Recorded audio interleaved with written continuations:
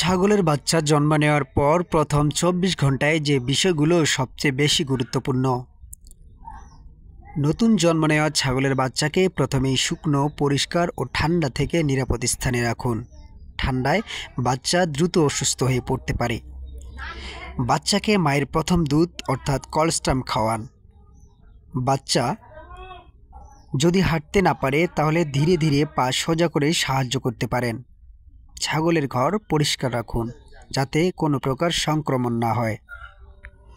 প্রথম কয়েকদিন শুধু মায়ের দুধই খাওয়ান, বাইরের কোনো কিছু নয়।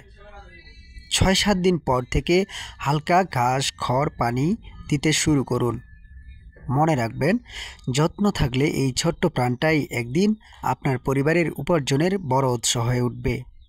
ছাগল পালন শুধু পেশা না, এটা গরিব মানুষের সম্পদ।